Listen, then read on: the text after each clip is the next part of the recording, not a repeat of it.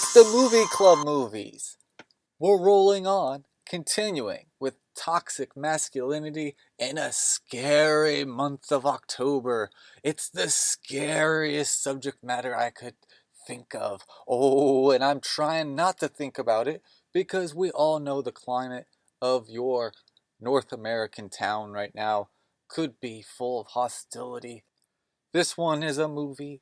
We went from 87 and now we're back in 1997 with the movie Breakdown, starring Kurt Russell. More in a moment. I first want to celebrate and relay good vibes about the past episode, White of the Eye, with a good friend. John G was on the episode, and boy, oh boy, did he make a selection. John, shout out to you. Your selection is just second to none. This is what we're doing in the Movie Club movies back in like 2013 and 2014 and so on.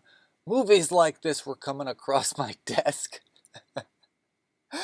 at the local watering hole or creative workshop. You know who you are. Shout out to 440, 440, 440, 440. We used to show and talk about major neglected gems of movies, and White of the Eye is one of those. I had never really known of that movie. So what a great surprise. I want to thank John G for being on the episode and selecting such a great movie. And I want to give a shout out to the Movie Club movie out there who are listening, and hopefully you liked it too. Well, we are going to continue just a couple more of these. Bear with me. We will round out with some more positivity if you're not feeling it from some of these. But I'm feeling it. I'm having a blast. These are adventurous. Let's keep rolling on. Bring, bring. It's an ear turner. TMCMS podcast. Recently, I had a series of recent watches that were bringing up high anxiety and dreadful nightmare juice. In the opening scenes, I was resourcing where to watch these movies I had on the list, and I was checking out a few. And I ran into a wall for me. Violence or attacks happening right up at the beginning of the movie, and that might not have been in the description so much. The subject of the tension could be mirroring recent headlines or tragedies, like human trafficking or robberies, but much more. That's just happening right at the top of these movies, and I was really having a problem with it. Truly like ruining my days, because it was really tough to watch those and then think, wait, I really want to create some content here. I thought these were going to work, but that's part of creativity, and thankfully I bounced around and put another list together, which you are all listening to right now. But I do want to explain that this movie is no exception to those awkward, violent, and aggressive motives in a movie, maybe even earlier than sort of at the climax and such. And this is no exception. This movie is in a headline. It's about road rage. And on top of that, I'm sure toxic masculinity is among other troublemakers. It's also right there at the beginning of the movie. And I'm having some problems processing those jump scares and do my best to manage my emotion and imagination. And that's tough, because my imagination is pretty powerful. Just a friendly reminder of the subject matter covered. And this is similar to Slam Dance, and even more so with White of the Eye, or if you backtrack and watch Street Trash. This movie is not a Street Trash Award winner like White of the Eye is, but I do want to warn you that this movie, or the content I'm going to be covering, can be triggering, can be difficult, can be challenging, but it also could be entertaining, and I say that with reasonable responsibility. Is this movie similar to Frantic, a movie I found out about with the ABZ podcast? It's problematic, it has a problematic director, and is also starring Harrison Ford. The movie production is Paramount. It's a Dino De Laurentiis and also Aaron Spelling. So take out your highlighter and check those two names out. Can you imagine? The movie's rating is rated R. There are 4 copies. 2 are available at my region of libraries. Stunts. Shout out to stunt drivers. Ellen Statham. She's been in Black Scorpion, Future Kick 1991, that has Don Wilson, another driver. Diana R. Lupo. She's been in Deja Vu. That's a definite past movie club movies, episode. Blade. Seth Arnett from Switchback. Eddie Dono, also in Deja Vu. And Steve Kelso. He's coming up to be a popular stuntman, and he's worked in Murphy's Romance 85, Marvel movies, Punk Junk Love, Punk Junk Love, Punch Drunk Love, Some of the Fasts, Last Crusade, and Lost World, to name a few if I haven't named his stuff already. The cast of this movie, Breakdown, is directed by Jonathan Mostow. Not familiar with his work, but here's a few. Fright Show 85, Beverly Hills Body Snatchers 89. He is the director of 2003's Rise of the Machines, a Terminator sequel I don't know much about or care to, but Arnold is taking some part in. Mostow is also the executive producer of The Game 1997 with James Rebhorn, a personal fave of mine. I do suggest watching if you have not, and of course I've probably mentioned that 100 times, The Game 1997. Michael Douglas, Sean Penn also star, as well as Hancock with Will Smith. Mostow is also executive producer. Jason Bateman in that one as well. Moving to the star, KurtRussell, a Movie Club Movies podcast fave. He plays Jeff Taylor, the husband, and doing the most driving in this movie. Past episode, Captain Ron and Tequila Sunrise, and as well as Mr. Nobody in the later installments of the Fasts series. Please check out those episodes. Some of them are classics. J.T.Walsh is KurtRussell's ballbuster in Tequila Sunrise, a past episode classic. Also, Backdraft, Blue Chips, The Last Seduction from 1994. We've already mentioned this, some of his work in Tequila Sunrise, but JT passed away a year after the release of Breakdown, which came as a surprise to me because of his look as a character, the way he carries himself as an average male authority, and his candor. I see him everywhere in movies, but he did pass away. From Wiki, Jack Nicholson, who acted with Walsh in A Few Good Men and Hoffa, dedicated his best Oscar for As Good as It Gets to J.T. Walsh. And As Good as It Gets is one of my favorites also. That might have been the ceremonies around the time of this release. And he had a few other releases around this time. Anyway, moving forward. M.C.Gainey as Earl, a tall, manly man. He takes a good shape in the frame. He has been in so much. I'm serious. There's so much out there to look at from this actor. Here are a few highlights. Soul Man, Fatal Beauty, Mighty Ducks, Con Air, and Country Bears. He has a very striking look as a roadie driver. And for me, that's kind of where he gets a lot of his iconicness from, or like Con Air. He just looks like what I think he is. But anyway, this movie also, he looks very much like M.C.Gainey. However, I mean, this guy could be an amateur golfer and just totally like a neighborhood Ned Flanders. But the movies he does, I just think of him as a Con Air roadie. He's also in a movie, Highway, from 2002, which I wonder if it's worth a podcast episode. He's also in The Fan with Wesley Snipes and Sideways with Virginia Madsen. He is in so many odd movies, he has a fun letterbox to scroll. KathleenQuinlan.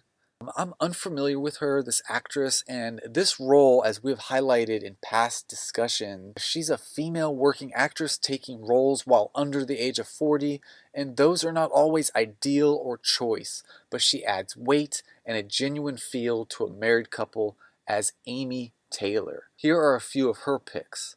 Lifeguard from 1976 with Sam Elliott, Airport 77, Hanky Panky in 82 with Gilda Radner and Gene Wilder. She is somewhere in American Graffiti and The Doors, two notable movies I just never got into. Music, composed by Basil Polidaris. Basil Polidaris did so much work that you know him from if you like watching movies from like 80s and 90s and such. He did the work on the RoboCop, also Conan series, and that's Conan series with Arnold Schwarzenegger, and also Switchback, Under Siege 2, Mickey Blue Eyes, Cherry 2000, Serial Mom, and I just wanted to make note of those. He's in an extensive amount. Please, all of these people are probably worth a letterbox scroll, except maybe the director. Check out more about Basil Polidaris inside the ABZ podcast EPs. In this podcast, the TMCMS podcast, tonight's feature, Breakdown 1997. The Movie Club's movie. Tonight's feature, Breakdown 1997. Massachusetts plates on a red Jeep Cherokee. KurtRussell, in what was icon for him around this time, these aviator circular sunglasses. He's driving gracefully. His wife is napping in her passenger seat, and Kurt reaches to the back for a thermos.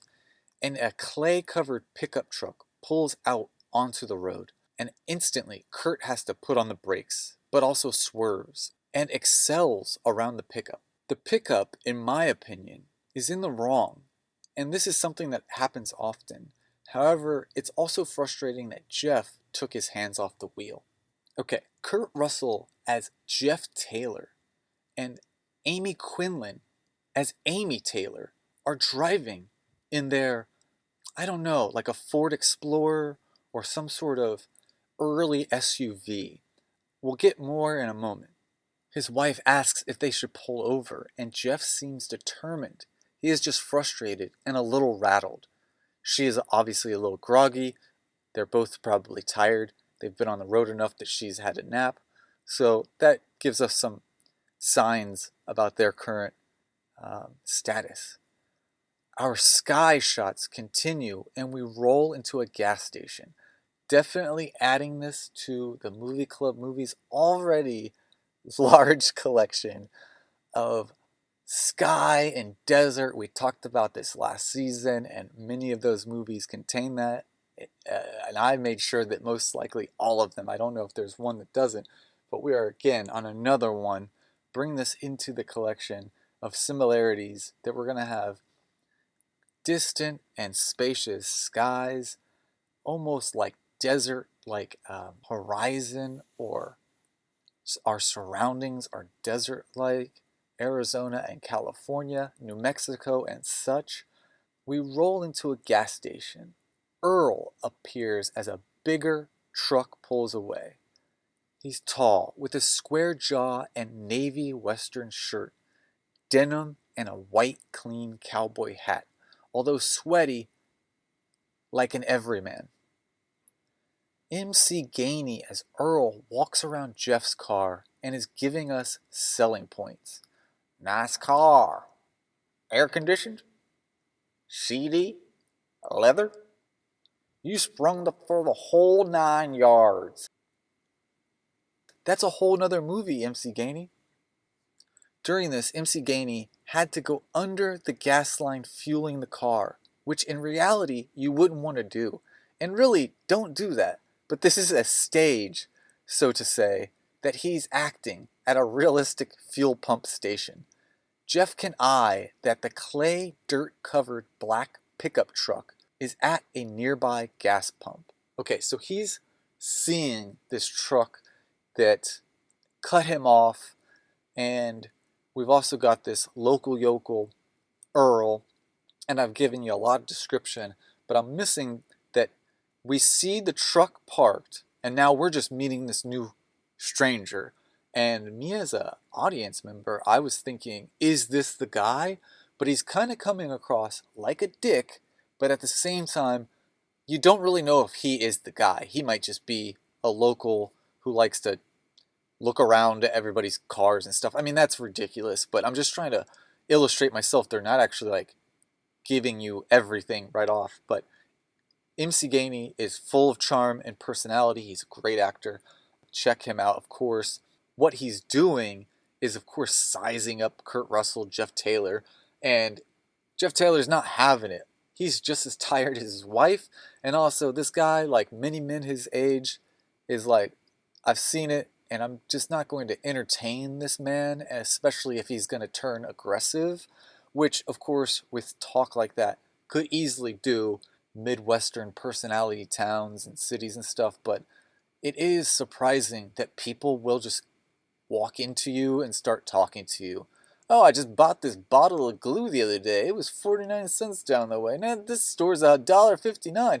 And I'm just like, I didn't talk to you. What's going on? It's been really wild to experience that after, I guess, being truly metropolitan, or at least just sticking to the lakes that I'm used to.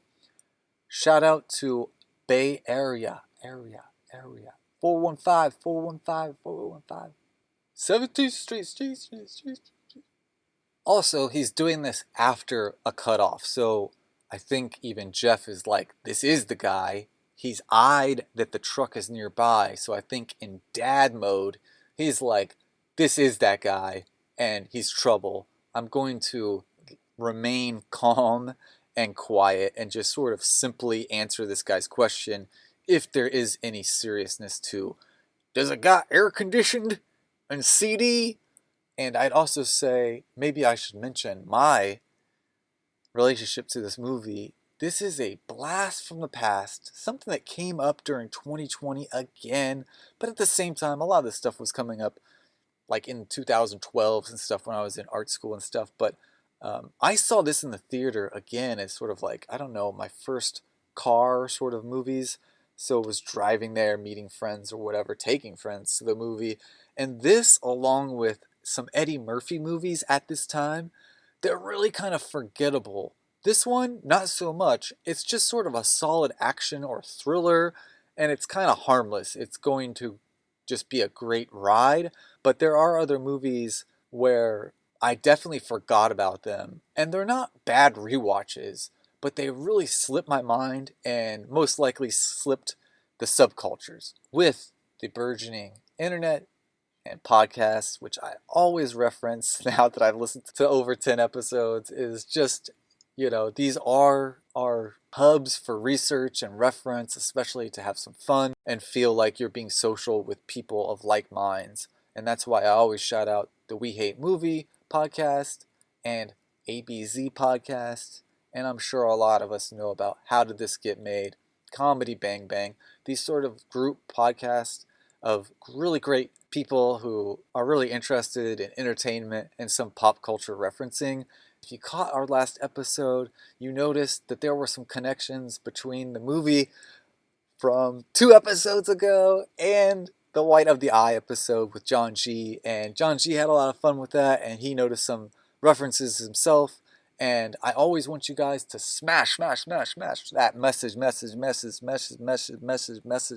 button. Do it now. With your references to our movies. What's greater than that? Did you see somebody you know from another movie? Let us know. Or listen along, because I like to call those out. Shout out. Coming up next on TMCMS podcast. Roar, 1982. Ghost Dog, The Way of the Samurai, 1999. Take a moment to reflect on TMCMS tonight. Jeff can eye that the clay dirt covered black pickup is at a nearby gas pump. I think Jeff may think Earl is driving it for the moment. Jeff compliments that a nice sized rig like that does it right. Earl, you don't need a piece of shit like that if you've got such a nice car like this. Earl is like overflowing with compliments about this damn Jeep Jeff is driving. Which in reality, in my experience, if someone doesn't want to reply, they won't. If they don't know what you're talking about, those of us that always have a joke ready, it can be a curse. First, this scene is not playing out like that. I just wanted to mention in real life.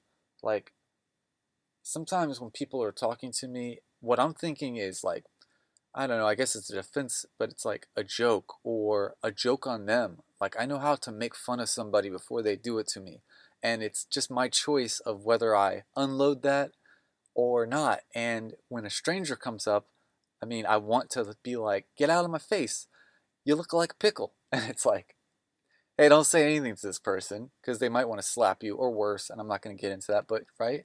So either if you don't want to reply and you want to keep your defenses up, you won't. Jeff does reply, which is stupid. Suppose that rig you got there is what you really need out here, though, huh? Earl. Why would you want a piece of shit like that? But he says, why would you want a piece of shit like that? You know, he does that like local mumble, like gack, when you got a ride like this. What you really need is a CB, but you gotta have a handle. And for you, I would choose shit for brains. Ha ha, what a dumbass. M.C.Gainey is saying all of this so casual, effortless, and obviously I'm stumbling over even just a jokingly impression. He becomes heated instantly, which is what this scene is all about, because he's just talking and then he just riles his own self up. Poor Jeff is just replying. You even care that you damn near killed us back there? Jeff, you pulled out in front of me. Earl, I saw what happened. Behind Jeff, who was wearing a violet, lit as a warm cream, RL Polo, Ralph Lauren Polo, there is a small, canopied, covered wagon. Some sort of sign. Jeff, let's just forget about this, okay? I'm sorry it even happened. Look, I don't want any trouble. Earl, nah, I bet you don't. Howdy, man. Be more careful who you ride with. Simple ending to a almost heated argument. Back on the road, Amy asks Jeff if he would like some snacks. What'd you get? And knowing some of Kurt Russell's personality, he was probably truly interested. Liking childhood snacks and such, he is from some minor league baseball territory before his headlining roles in film, and I have a feeling he's gone through a packet or two of Oreos and sunflower seeds. Or honey buns. Shout out to the Choco Taco that I don't think is around anymore. Amy says, Junk food fiesta. Snowballs. Yoo-hoo. $90,000 or 90,000 donuts we see on a package. What would you do with 90,000? I'm serious. There's like a package of donuts that just has one of those cellophane wrappers and there's some sort of contest that's branded. You've seen it. You probably still see it. And if you were a kid, why did everything have a contest on the package? Like, tell me the next time you have some gummy worms and if there's a contest on the package. That's what I'm talking about. This one says something about 90,000. And we get a little bit more info, but at first I was like, do you win 90,000 donuts? Now that's a movie. And after a beat, the check engine lights on his dashboard go off, a variety of them. And an internal horn sounds. And the wheel locks up and he comes to a stop. Hold on, I can't steer, Jeff says. In the middle of an Arizona hill canyon, a sand desert, with a bare land on either sides of them. And again, welcome back to the TMCMS, barren, West Coast, desert, land, adventure, just those scenic, we're back in the scenery of Arizona, wherever, America. The hood of the SUV is up again. Jeff is getting frustrated, and I can see he's probably hungry. Snacks were in the plans to keep them settled during their drive. To, we don't know yet. And again, welcome to the TMCMS Desert Bonanza Adventure. The snack food fiesta in the middle of a barren desert. 8 minutes into the movie. Kurt Russell again is wearing a soft color of violet, a polo shirt, and that we see now is tucked into light-colored khakis. A black active leather shoes. How many 50-year-olds or 60-year-olds were working full-time 40-hour-a-week jobs on flat-ass, leather-ass traditional dress shoes. Hell of a lot has changed since 1997, because I think most dress shoes come with an active option as the default. They're even making breathable dress pants and all of that, and this is all outdated by the time I'm repeating this to you guys, but it just adds to the way he's dressed. And unfortunately, in that 1996-98 time frame, when even something like Face Off was coming out, people were dressing in these conservative khaki bottoms, khaki tops, and like simple basic sweaters and polos, expressive in terms of everything else that was wearing. Anyways, rambling on, KurtRussell does look like he's ready to go to a Catholic private school, although he is a grown-ass man. Maybe he was the PE teacher, the basketball coach, or principal. However, he's KurtRussell, and it's wild to see him in such a conservative attire. His wife, Amy, is wearing a white or beige sweater top. Its colors is like a pony-style cowgirl boots, covered nicely by a prototypical pair of denim 1996 mom pants. In fact, give or take the shoes, this is what adults looked like in the late 80s and 90s. Actually, even past 2001, but because of 9/11 and stuff like that, the style of expression definitely ramped up. So a little bit less conservative in dress, but we were hanging on to sort of these Dockers and simple tops for a long while. And now I do see, of course, that this has come back for like basic core and all of this norm core. Picturesque in front of his red Cherokee. So both of these, this couple is now taking a look at the car, and that's where I'm getting a look at this outfit. But they are just out checking out this car, checking on one another just for the brief moment, and they look silly. Well, it looks like a baffle gasket is burned out. It's connected to the connecting rod. She's joking, and he's exhausted. Amy is trying to put some energy back into the couple by just mixing up her terms and making sure Jeff is paying attention. He is, and he's just a little bit laughing, exhausted. Amy starts in on some sunny exposition. This could be the worst decision. We're changing jobs, our finances are fucked, and we are out in the middle of nowhere. Sometimes this type of talk in the middle of a road trip is not welcomed. It may contain some venting. However, it's just pushing towards a negative attitude towards things. And you're right now trying to either fix a flat, a transmission, or finding out why the check engine light is on, which they both are doing. So you gotta stay focused. And once you get to the hotel with some ice from the cooler and some dirty sink water, you can hash out your issues of logistic relocation. Yeah, I'd say that's the worst decision, Jeff immediately giggling. Get out of here. She's all smiles, but both are exhausted, road tired, roadheads. She pretends to hitch a ride with her thumb, and this is reminiscent of 80s teen drive-in horrors. Don't do that! And if you know KurtRussell's extensive catalog, you could reference a movie and role which would caution anyone in their right mind not to hitchhike or take a stranger's ride at the end of the night. Beware, TMCMS listeners, but please use Letterboxd to check out anybody's past movies to reference what I'm talking about. Amy, good luck, because I'm going to California. Take me with you. I say, I'm coming along with you. Jeff continues to flirt. Okay, just leave me the moon pies and the donuts, which are extremely dry, but layered, nostalgic Quickie Mart snacks. Those moon pies. And of course, I told you, he knows what a moon pie is, KurtRussell. She's cautious immediately and warns, Jeff, there's a car coming. And they have been parked, stalled in their lane on a 2-lane with emptiness for miles around. The pickup truck comes raging, its engine and whizzes by rumbling and really just looked like a green truck with smoke stains. So I haven't had a clear look at this suspicious truck, As the truck rages by, the Taylors just turn and look. The Taylors. Assholes. Although Jeff says it, I know the character Amy, Jeff's wife, was thinking it.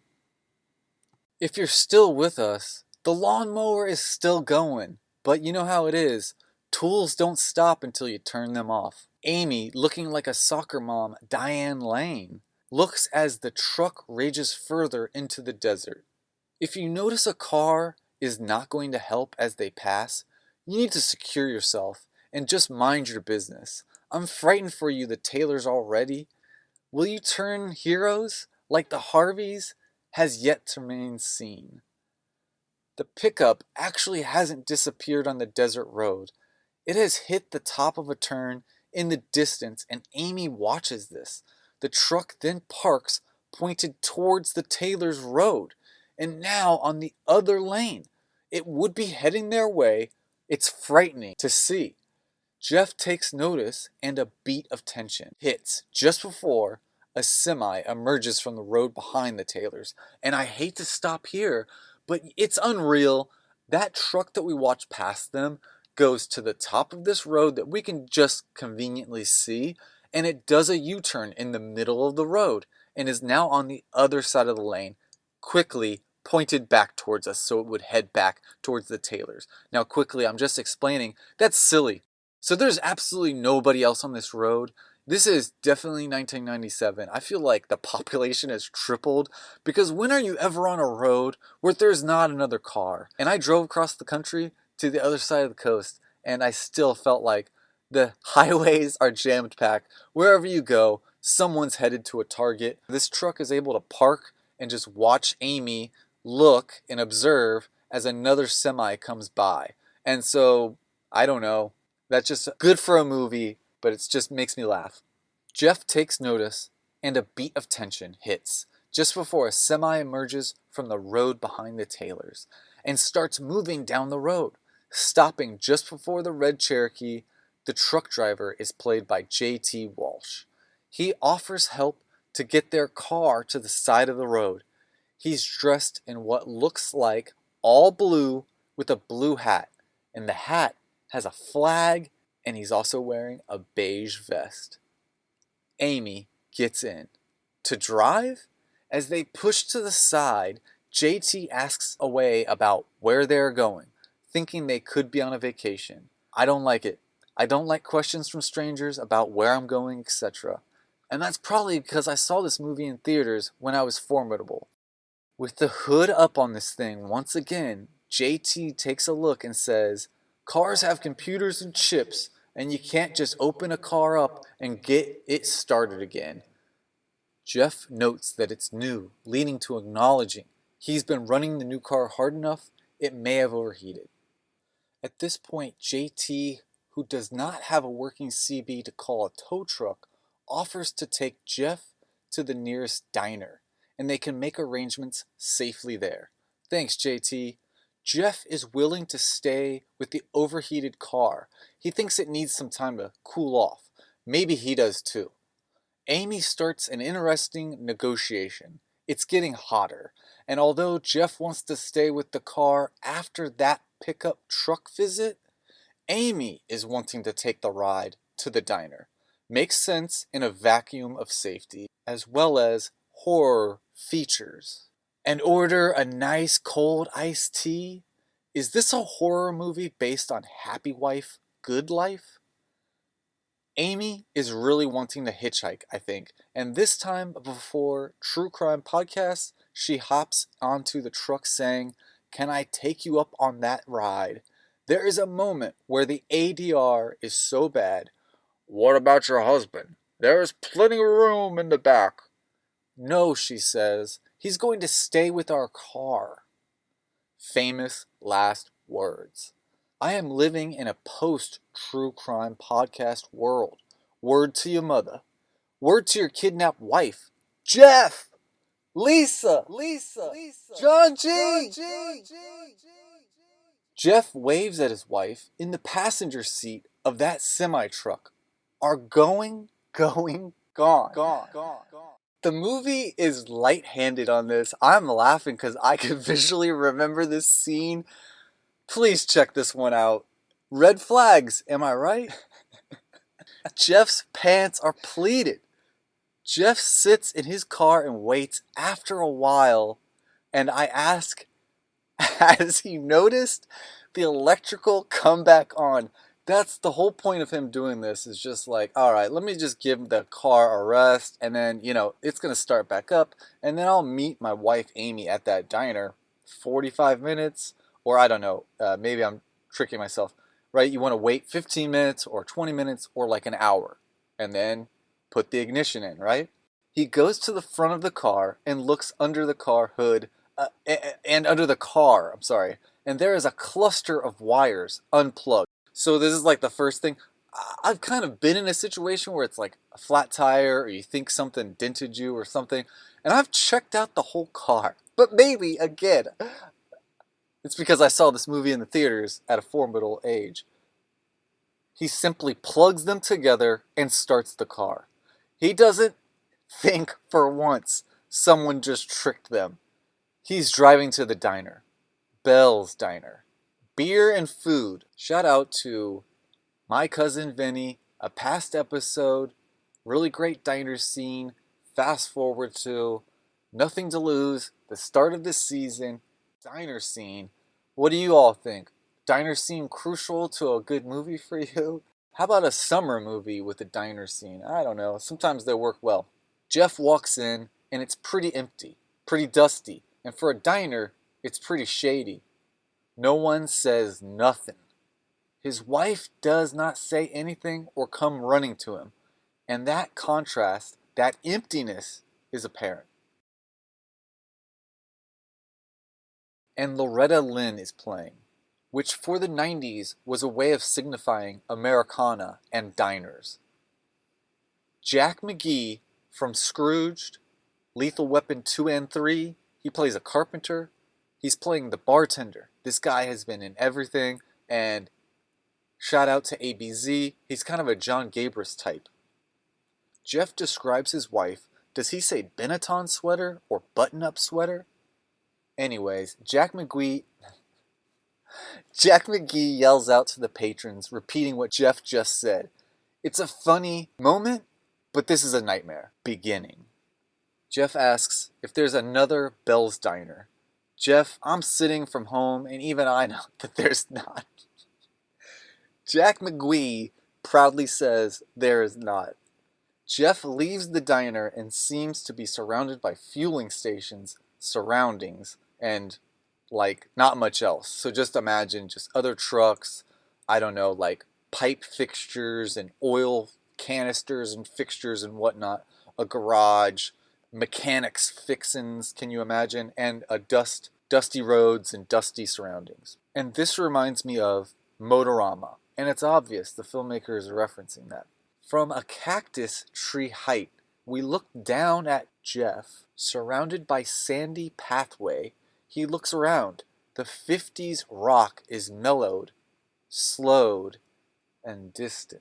We already are reminded of many of the summer, desert, beige, scenic movies like Don't Worry Darling, Fury Road, Motorama, The Red Dust of Night of the Comet. But now in this scene, the anxiety of Denim Jacket is brought to mind with the sound and scenery. Does Jeff see his wife, A.M. Amy, anywhere nearby? Nope. Jeff heads back to the diner. There are at least 2 scenes with Kurt Russell in this movie that kind of stand alone as iconic, directing me back to the movie Breakdown. One is he lifts his head up from looking under the hood of his car, and we see Kurt clearly. He looks concerning in his violet polo as the troubled truck emerges at the fuel station. 2. The other is this scene. He has decided to return to the diner and enters back confidently, determined. We see from an owl's eye view, he asks Jack McGee, how far until the next town? He and his wife must have got the wires crossed. Does Jack McGee seem suspicious to you? He returns. 20 miles. 20 miles, boss. Damn, 20 miles into the next town? Next tow? Does Jeff ask for Motorama playing pieces? He notes to Jack McGee, "Do me a favor. If my wife comes in, tell her I was here. Tell her to stay put until I get back." Jeff is driving, and we have a nice sundown framing of the window shade. The sunlight coming in and Kurt Russell wearing sunglasses, focused on his drive. He looks ahead. He sees a semi.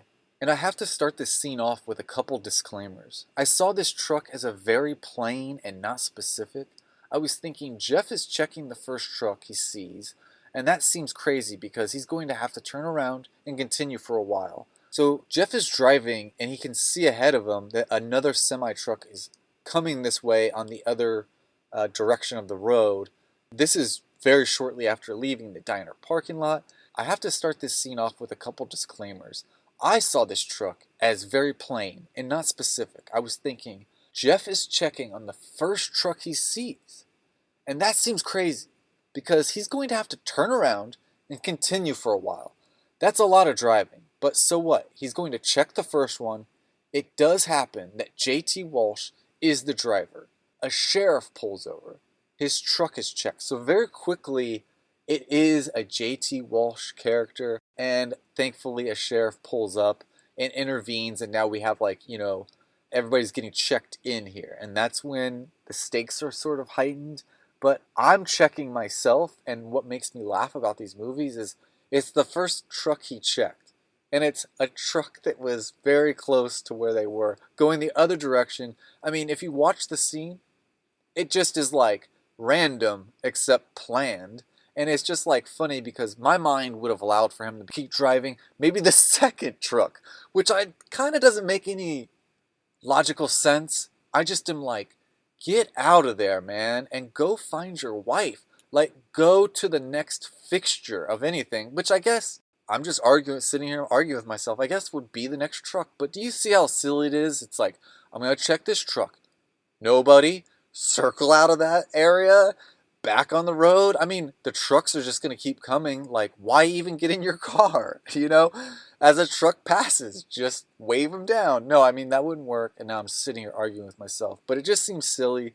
But I guess it seems silly enough that the writer's room would crack a beer open and immediately stop what I'm talking about and be like, we're going to check the first truck. Justin, shut it down. Give it a rest. The second disclaimer is that Jeff and the Sheriff Boyd are acting within reason. The truck is checked with not much else to do with what we see, and Jeff has complained clearly and has made clear connections. It is JT that seems not only like a concrete wall, which is probably realistic, but he has nothing else to offer and seems to deny everything Jeff is bringing up. Jeff had seen the semi, turned onto the direction of the truck, and from behind begins honking, and then goes to the opposite direction of the lane, next to the semi, and we see it's J.T.Walsh, and Jeff lays on the horn. J.T. does nothing. A Winnebago is coming. Jeff runs off and back onto the road, going the wrong way. He then pulls ahead and begins stopping, forcing J.T. to the side of the road, where he begins to squeeze J.T. for the info, and desperately climbs into the cabin of the truck to see if he sees Amy. This is when Rex Lynn, as Sheriff Boyd, rolls up. With rapid explanation, the sheriff investigates the cabin and the container bed. Nothing suspicious. And I sort of had to wrap all that up so you could understand what we're seeing in the screen. I know it's a little bit out of order, but explanation-wise, I feel like it's in order. We're 23 minutes into the movie. When I heard the police siren, I felt a moment of calm because we're already getting support to resolve Jeff and A.M. Amy's dilemma. And these are the minutes most crimes do not get back. These are crucial moments. And early in this mystery. But I don't know how long he waited to connect those wires underneath his truck. Maybe 45 minutes. So with Boyd saying there is nothing else to do, Jeff shows increased frustration and has been shouting at JT. I'm wanting Jeff to now explain clearly to Boyd the series of events losing his wife. And back at the diner, you could see Jeff was losing energy, looking tired, beginnings of depleted, discouragement. Boyd is letting JT go, and Jeff blows a baffle gasket. Boyd relives what we know. This is a very plain truck. And then Jeff runs off. I have a clip. Whoa, wait a second. That's it? You're not going to question him anymore? Sir, I've searched the truck. There's no evidence of suspicious activity here. No sign of a struggle. Look, I don't mean to butt in, but maybe you confused my truck with somebody else's. Go to hell, you son of a bitch. Hey, hold on a second. You want to get arrested? Now, the man's got a point here. It's a very plain-looking truck. A lot of trucks look just like it. Maybe you did get them mixed up. Hey! You stay put. Jeff runs to the driver's seat, and we get an angle that makes Jeff look childlike, hiking up to the door on the driver's side. Jeff! Checks the cabin and JT's sleeper in the back. Jeff checks the cabin and JT's sleeper in the back. He exhales in defeat. Sheriff Boyd is feigning patience outside the now closed driver door, which is kind of funny. Standing, waiting. Jeff's shirt is still tucked in. He still believes it was J.T.Walsh, who was wearing a hat with a rectangle-shaped USA flag and has now been wearing a hat with the words USA and colors of the flag. So an interesting detail for psychology? I don't know. Maybe is it supposed to throw us off, or is it something else?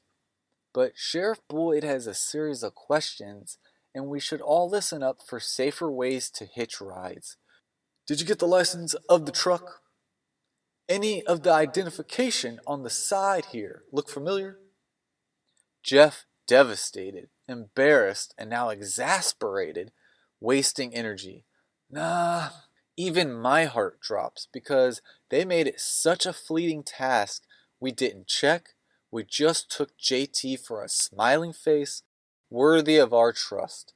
Devastating.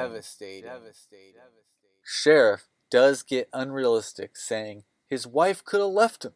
Men leave men. Women leave men. On the side of the road, I've seen it a dozen times. Do yourself a favor and go see my deputy. At the office meeting with the deputy, a statuette has "World's Best Dad" on the base. We have a photo of Amy and forms to fill out. This guy chugs a cola and asks if it's a recent photo and does she still wear her hair like that. This movie is like every 90s quirk, and I'm saying 90s specificity. 90s specificity. Jeff has been looking at a wall, a board of missing flyers, mostly missing children. Deputy doesn't reassure us of anything. 24 hours is key info here, and it gives the movie a ticking clock. Jeff is breathless, speechless. He drives back to Bell's. He goes right up to the bartender and asks if his wife has been in, and Jack does give him the same reliable reply, I haven't seen her. She may have been in. I haven't seen her. I can accept that. Jeff thinks about it and gets irate. Two dipshits at the bar look at each other. One speaks up. Check the ladies' room. Warning. Warning. I need to warn about negative attitudes and toxic masculinity. Aggression has hit our movie. Jeff does. Jeff shouts. He shouts, Amy! Amy! And opens the door to see a woman losing her cookies into the toilet. Blag! Is it Virginia Madsen Oscar level tossing up one's cookies? I wonder, and I think quickly, no it is not.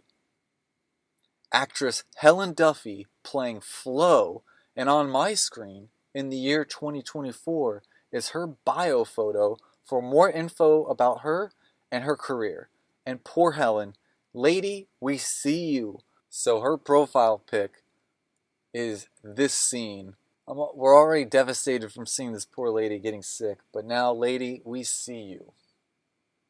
Pissed, Jeff comes back to the bar and demands Jack show him the order slips he's been sorting.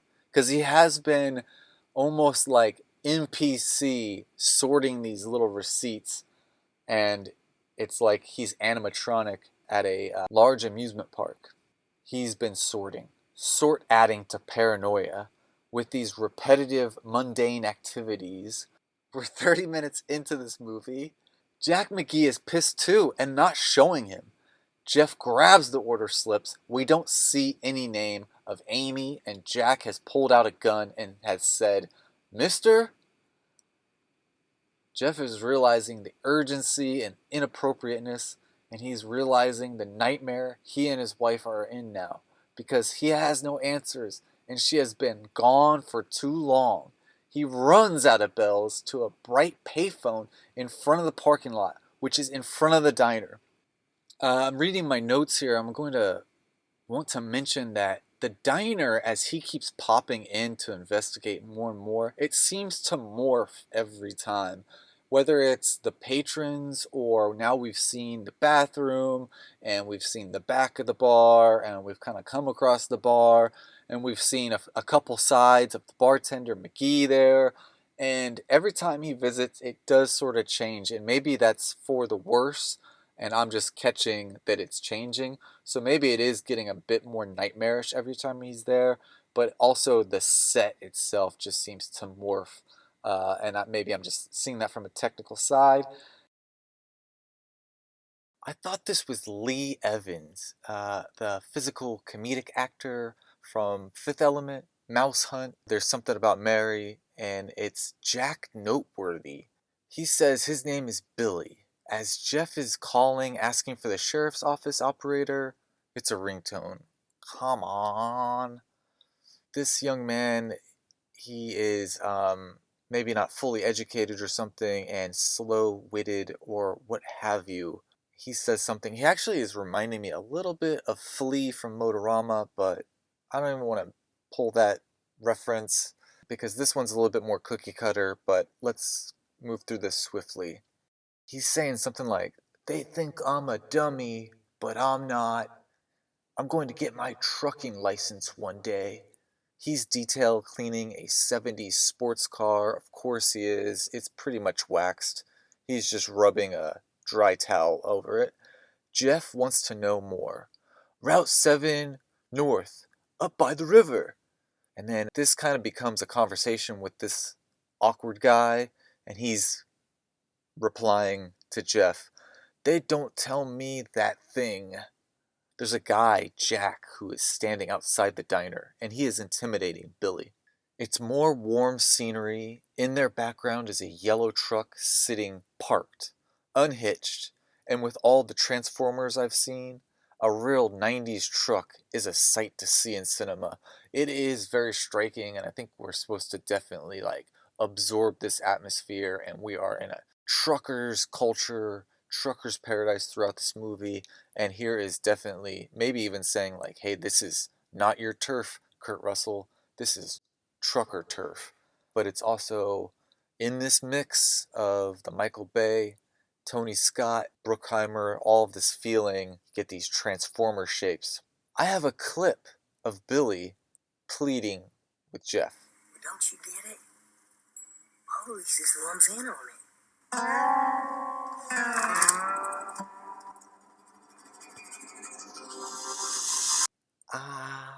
He tries to get anything more out of Billy. Is it the bartender? Is it the guy in the truck? Talk to the police. And then Billy is like, "You're the dummy." Guitar. Boom. Jeff is now racing on the road. He has a contact book and a cellular phone. Smaller than a Zach Morris. Note to self. Give cell phone to wife when she hitches ride with trucker, even if only for a moment.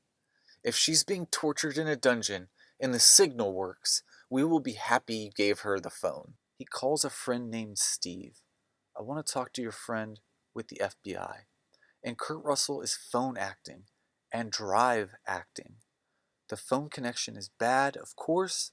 That's why his wife was headed towards a phone, and Jeff thought pointless to giving her the phone. He rolls into a dead end, a chain link fence with a gate, and at this point it is seeming like a 70s TV movie, and those are trending right now. And this is an example of productions Russell was signed on for, the checkers game of his career in those mid to late 90s. He turns around and we see jagged rocks alongside a hillside or mountain, a cliff to his other side. As he straightens, the red Grand Cherokee, the clay-covered pickup that shared all of this trouble at the very beginning, is also there. Okay, I am wanting some more info to be exchanged here, not just be an anonymous driver of Racer X. Is it M.C.Gainey? Is he here to warn Jeff?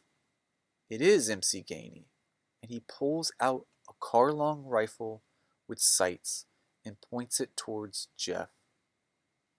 Get out of the car now. Similar to the quarry showdown in Nothing to Lose, a past episode. Instead, Jeff reverses the car and enters the closed-off portion of this extensive road against a mountain. And we go from very dry and sandy to green foresty with shrubs lining the cliffy sides of the road, which is also now gravel. We get a helicopter view of the two manly driver beasts continuing up the mountain. Steep.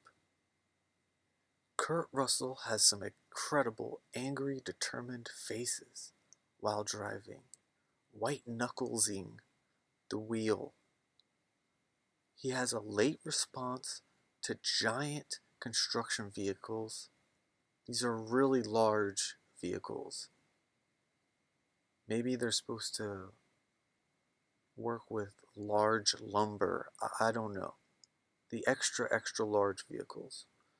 He almost turns his car over, driving off the bare minimum road and onto grassy rough. And green forest and vegetation lay ahead of us, but no road, which is insane. What happened to the desert? Jeff is also making a dumb mistake because this is not the way to avoid the police. And M.C.Gainey must only be following Jeff to help, because at this point, what does Earl need from killing Jeff? He's driving himself into trouble. No need to lose your shit-kicker car unless you want his car. It's definitely just macho, aggressive movie where you're just like watching these two drive into what I would call sort of deserted, but now we're in more of a forest landscape. We before have just been in this Arizona desert, and to just drive your car, any car, even if it's an off-road car, just 20 miles into wasteland or whatever, is only for the movies, because you don't want to ruin your car or get yourself stuck, no matter how villainous. He drives to the edge of this gravel road, and there is a drop into a river, a stream, and the camera gives us a jump angle, but the car drops off into this stream. The car fills up as it moves downstream, and Jeff gets out and rides the rapids. This may really be Kurt Russell. His face is up and clear in the frame of the movie. He maneuvers around gunshots from Earl and swims his way to some rocks. He really gets washed out there. What the hell is going on? This guy looks like the largest Ewok. White hair on his face, covering most of his lower face, and the shadow from his hat causing him to look cartoonish or smaller. He's a round man. And again, these guys are going deep into this random crime. Wow, what an operation. A.M. Amy, where are you, girl? Earl is on a walkie-talkie saying, "He's getting away," like that. "He's getting away." I just want you to know my face was stuck in a smile after doing that accent, because it was several takes to not be Australian.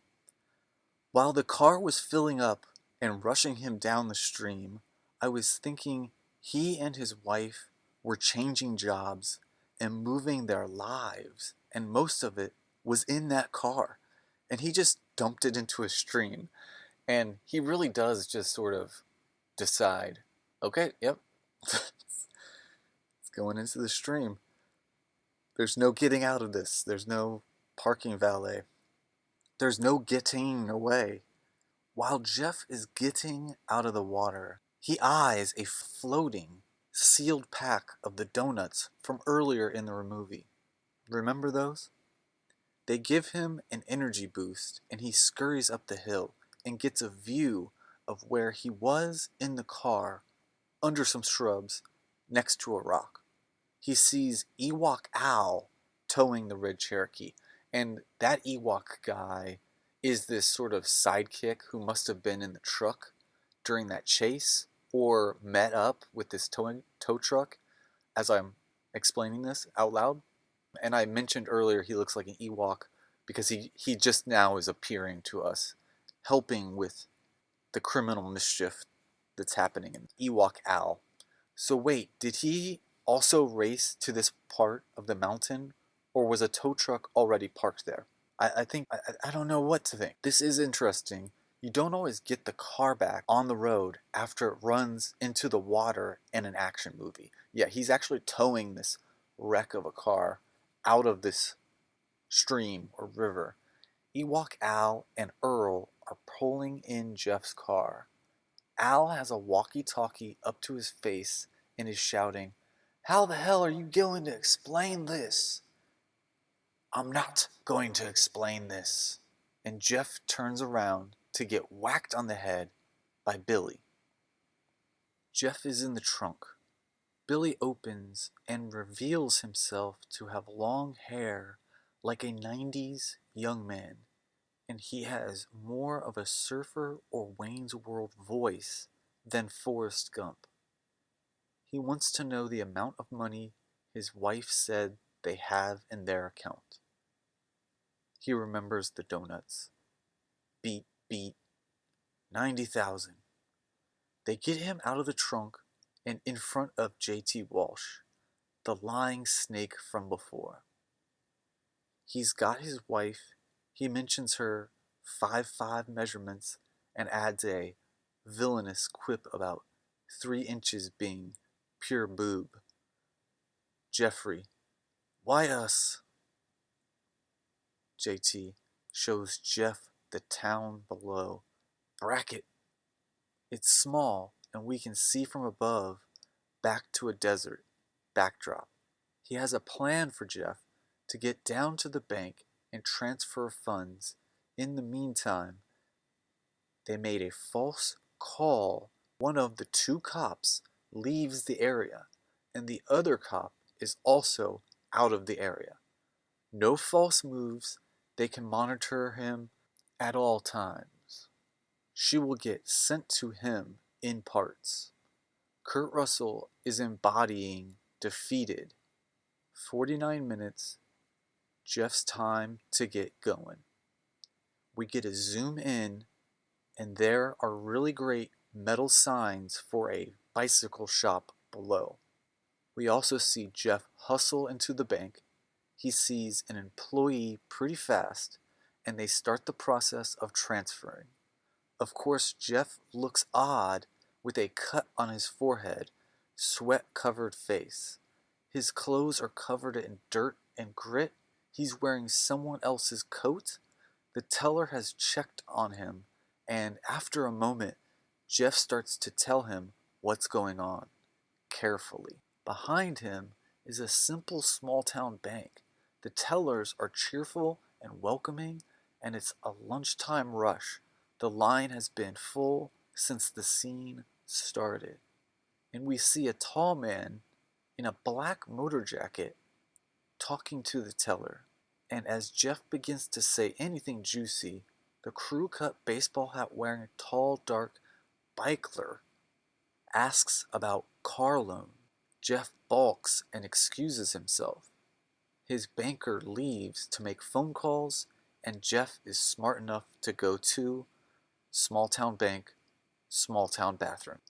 He tries out a wooden stick from a squeegee as a tucked weapon. When he comes over to the desk, there are a series of money bands, like 10s, 20s, 50s, and he also pockets a knife or letter opener. We see him leave, and a payphone is ringing. When he answers, he confirms he has all the money, so they asked for $90,000 cash. Wow. They, of course, are dangling his wife in front of him. We haven't seen her or heard from her, nor have we heard of her.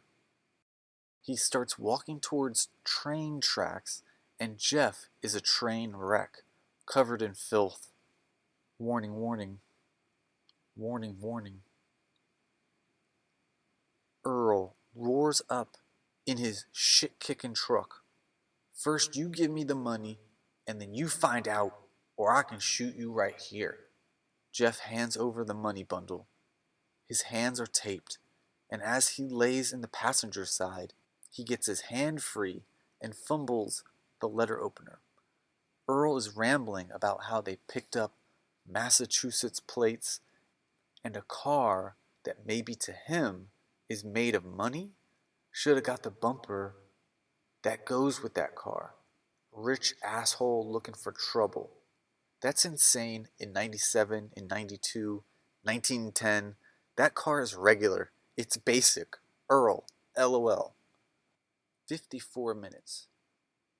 Jeff says, I gave you the money, now let her go.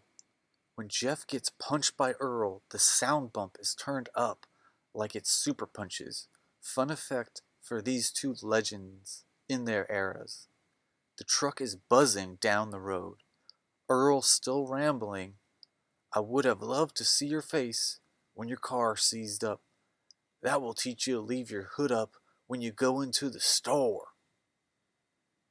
These are dumbass shitheads. Do not listen to them. Do not prank folks like this, dummies.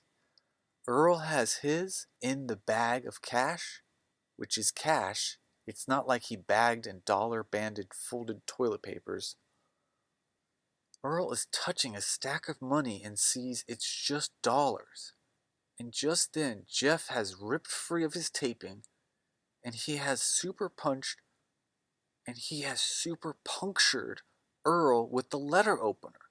Jeff's foot is also hit the accelerator with Earl's foot also. These must be some large feet. KOs. Jeff fights with him and gets Earl taped to the passenger seat. I think his hands are in between his thighs and wrapped so his thighs are squeezed and wrapped, and wrists also, along with his neck against the headrest pole. It's quite a scene, man. Yeah, good writing, Justin, because that is exactly what it is. M.C.Gainey is sort of taped to the passenger seat, much like how Jeff was just taped. Wow. Yeah, so Jeff is taken over as Earl is taped to the passenger seat. A tow truck with one of the only civilians in all of this. I think he was actually checking on Jeff in Earl's truck, or of course could have been someone who knows the infamy of Earl and his truck and is like, did someone steal my buddy Earl's truck? You know, this guy is checking in on what's going on with this truck parked over to the side, and Jeff is racing away and knocks Earl when he doesn't give him info. Warning, warning. This is when the villain gets penalized for being the abusive prick they are. When Jeff hits the brake, the tape strangles Earl. I'm not going to fool anyone. We all realize this, among other roles, are total prelims to Quentin and Kurt's death proof, because There is some way that he's taped it. I was really struggling with describing to you how Earl is taped to the passenger seat, but no worries. Jeff also made the tape so that when he hits the brake, the tape tugs on Earl's head and is hurting Earl. Earl looks worried. Where is she? I don't know. Brake. Where is she?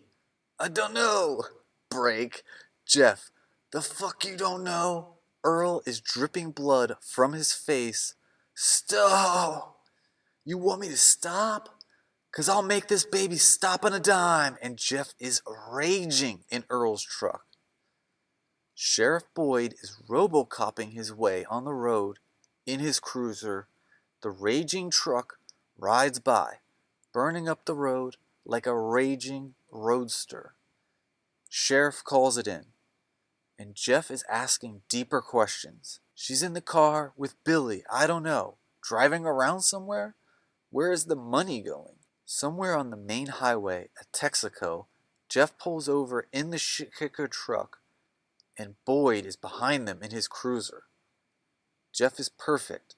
In KurtRussell tone, son of a bitch. Excitedly, Jeff gets out of the truck and has a gun in the air. I found him. I know where she's at. And Sheriff is like, get on the ground, drop the gun.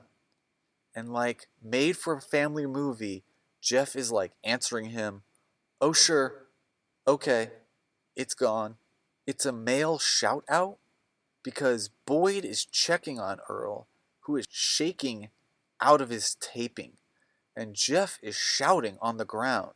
And when Earl gets up and gets out of the truck, he shoots Boyd. Jeff runs for his gun, which he had to throw to the dirt nearby. Earl gets to that edge and aims to shoot the dumbass Jeff and gets shot by Boyd. Boyd calls in. Jeff asks for ambulance. I couldn't make out if he says, they are coming or I am going, but Jeff gets into Earl's truck again. Of course, he knows the handoff is at Texaco on the main highway. Boyd is just a body on the ground as Jeff drives away. 1 hour into the Jeff jogs into a semi-truck parking lot, and there is great use of the graphics on the sides of the trucks. With every turn, every shot that Jeff is in, the stripes and swishes have different color changes. Reminds me of Kenny in Corv Sum, running through the sign graveyard. I don't know, he was supposed to be here half an hour ago, and I heard on the cop band radio that there is a cop down. I don't know, I'm getting out of here. There is too much heat coming down. Get his wife, meet me at the barn. The henchmen are communicating with J.T.Walsh, the lead boss, who is making the orders to get Jeff's wife, Amy, and they're going to meet at something called the barn. KurtRussell, one of the best runners in cinema for whoever is making note of it. Jeff hustles his ass off and gets under the truck into like a tire hollow for spares, and he now under the truck is on the highway. Accelerating to full speed, a kid can see him from a family car driving by, so he's underneath a semi-truck in like where I think a tire would usually be, a spare tire. And I think J.T.Walsh is driving the truck, and they're going full speed down the highway. Jeff starts to climb under the truck. He does slip, but remains agile. It's KurtRussell, a grunt fest. He does climb as we watch. He makes it behind the cab on a small platform. So he's behind the driver, and we can see him from a window, the driver cabin, the cab. Deke, get back to bed. His wife asks, I thought you were coming in later. Well, we got something to work on. Al and Bill are coming over. It's 6 a.m. Hey Deke, want to open the barn for your dad? This asshole gives his son the gift of a Swiss Army knife. These are my notes. I want to applaud Justin. He took really great notes because I'm currently reading really well written notes, but I kind of skipped here. J.T.Walsh has pulled into his house, which is an expansive property, and it's sort of like a farmland.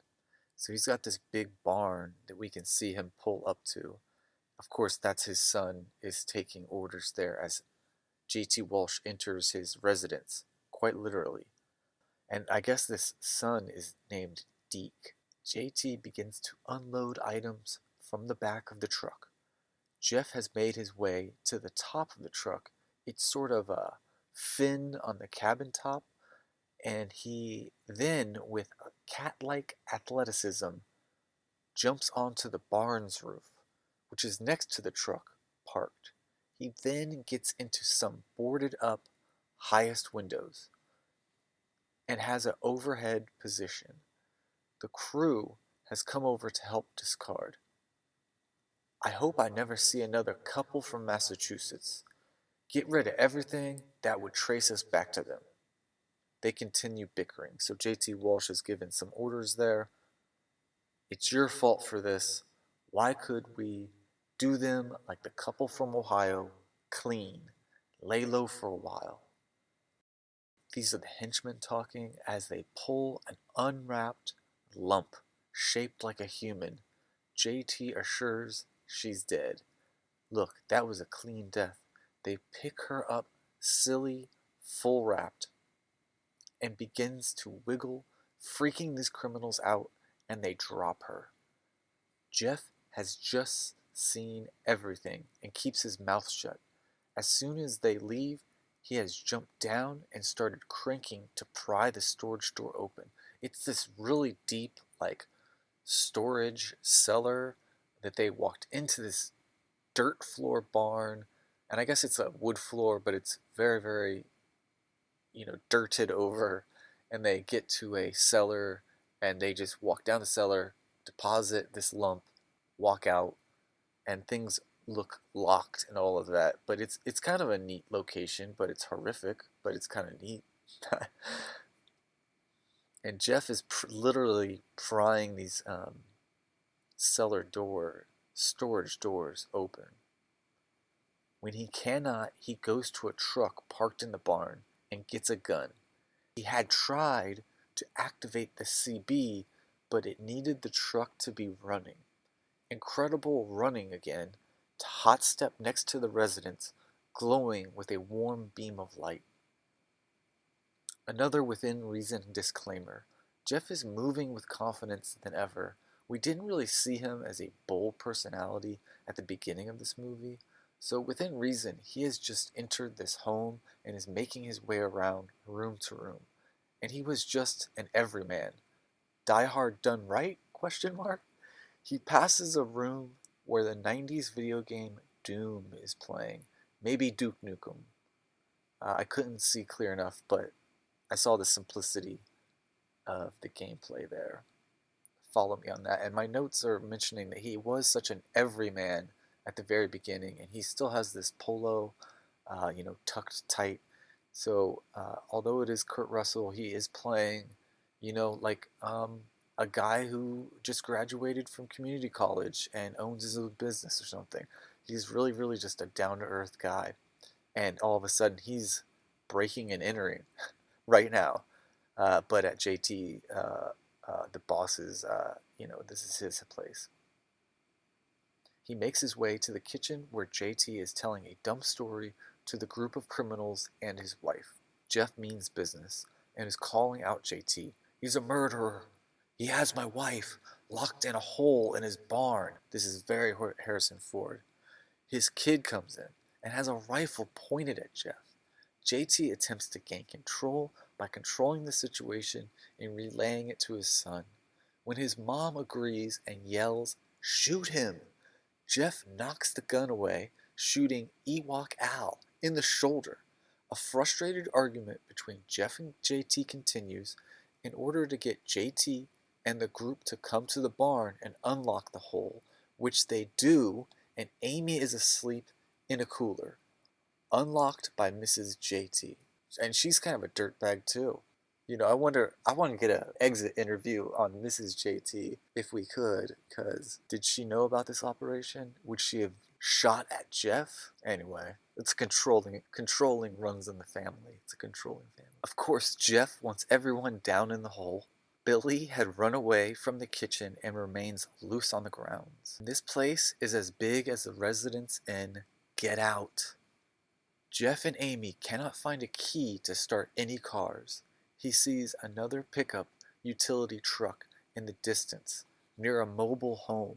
They get inside the home and rummage through to find keys. Again, this is just a stranger's house, and I don't think anybody's here, and they hope to find keys.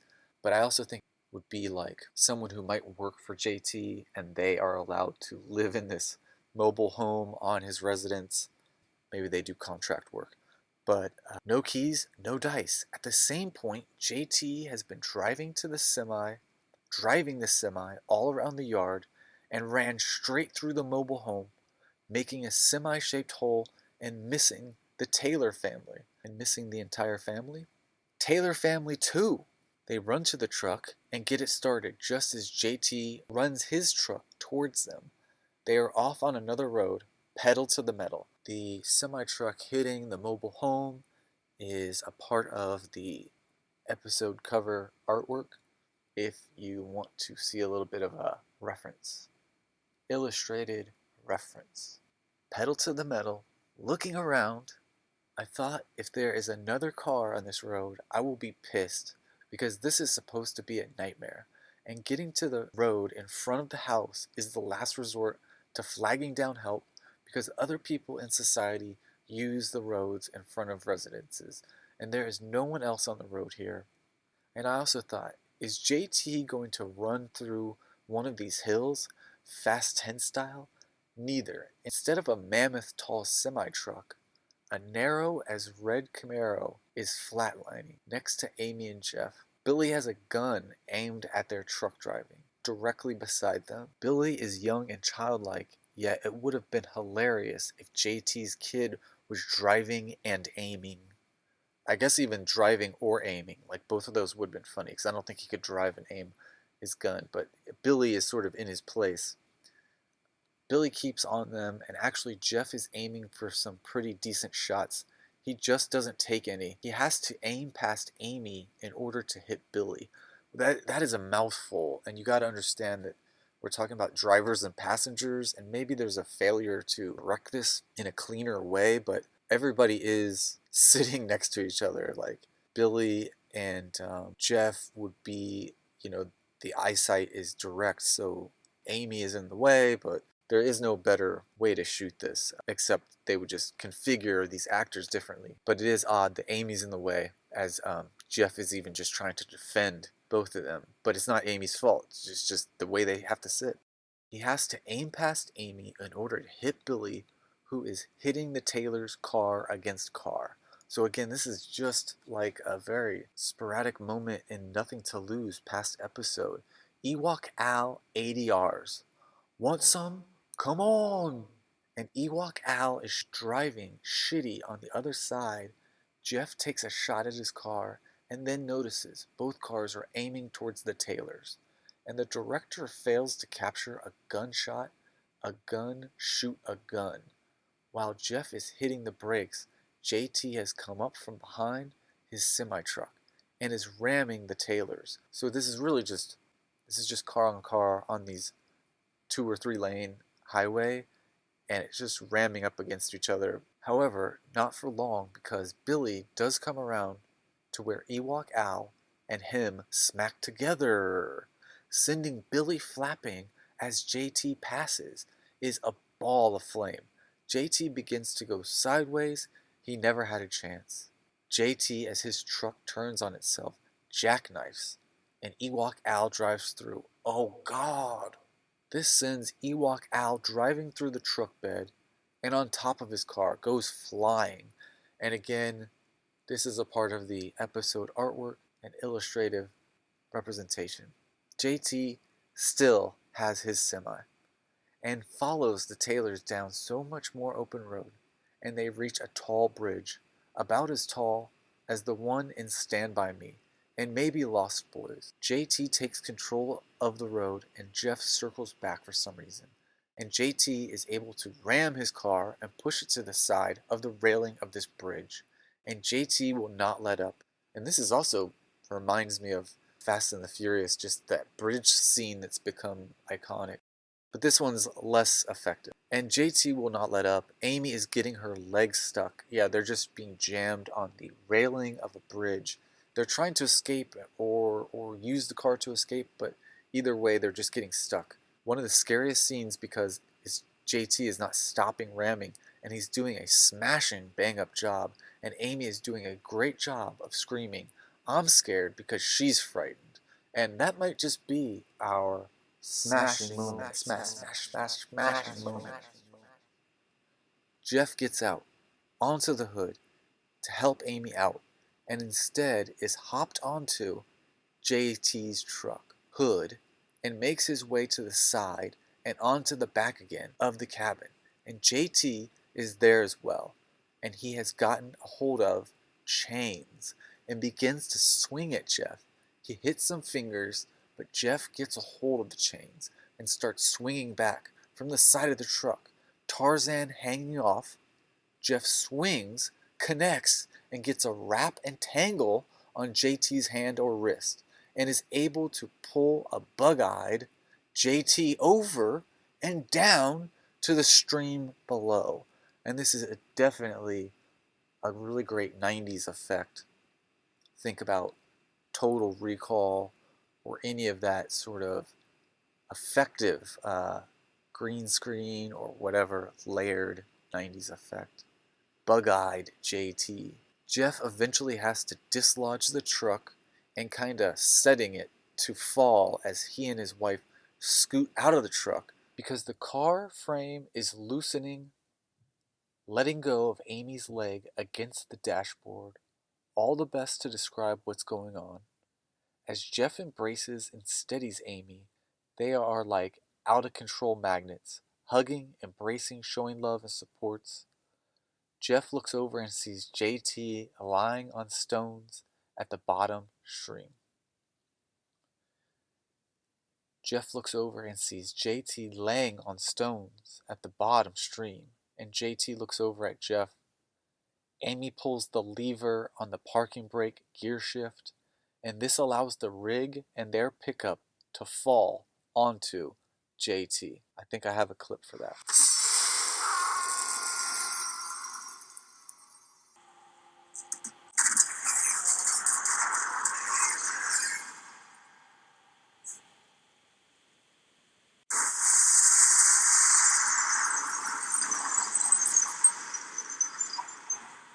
Pick up with a clarity here.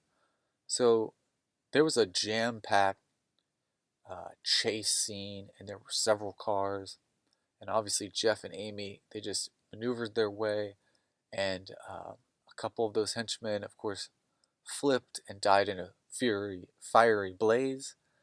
Eventually, for whatever reason, Jeff doubles back, I guess maybe to confront and maybe do away with JT himself, but he doubles back and basically confronts JT with their car-to-car, and JT rams him, remember, against the bridge rail and doesn't let up.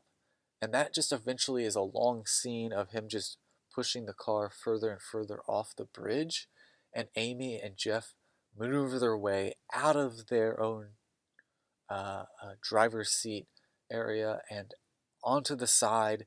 Jeff first, and Jeff attacks JT, and then eventually Amy, and it was, I think the whole idea was that Jeff did that Jurassic Park maneuver of loosening the wheel, or he was loosening the shift, and those two things became consequential when JT already fell in the attack with Jeff, and with Amy's help, now they were on literally the higher ground, and she is able to maneuver the like shift or gear shift or emergency brake, like I am mentioning, and that allows the truck to loosen, and the wheel is fully loose in the frame, and it all falls straight down.